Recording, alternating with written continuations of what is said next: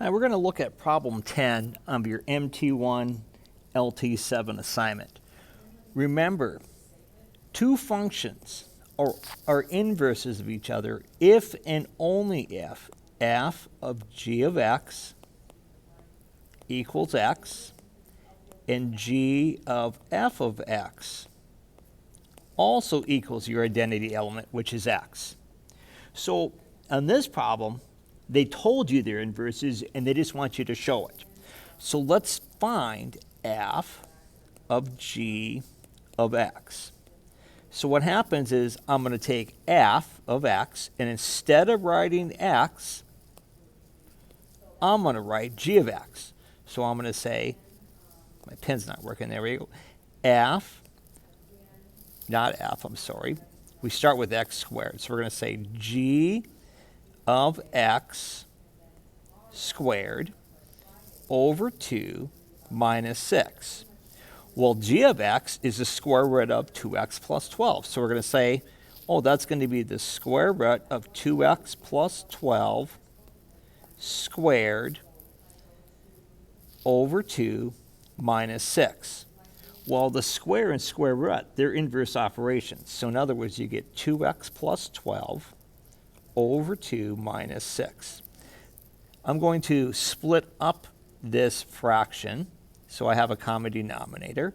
So I'm going to say 2x over 2 plus 12 over 2 minus 6.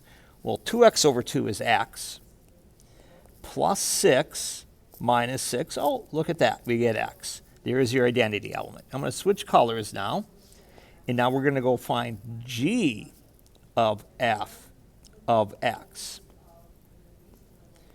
So when we do g of f of x, we're going to say, oh, that's the square root of 2 times f of x plus 12. Well, let's find that then.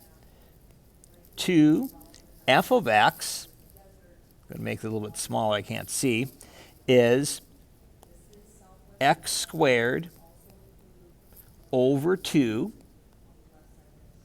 minus 6. And then we're going to add 12 onto that. Well, let's distribute. I'm going to make it small, make it bigger again. I'm going to distribute that 2 inside. So when you distribute that 2 inside, like you do in Algebra 1, notice the 2 is reduced. So you get x squared minus 12 plus 12. Once you're done distributing, you don't multiply 2 anymore. Oh, notice your negative 12 and positive 12, they cancel each other out. And you get the square root of x squared, which if x is positive, the answer is x. And so you do get the identity element. And this is not necessarily a problem you had to solve. It's more of a problem where show your work. I told you the answer. If you're asked to see if two functions are inverses of each other, this is a process you would use. If you get any answer other than x, like let's say you get x over 2 or you get negative x, then they're not inverses. It's got to be the identity element, and it's got to be for both of them.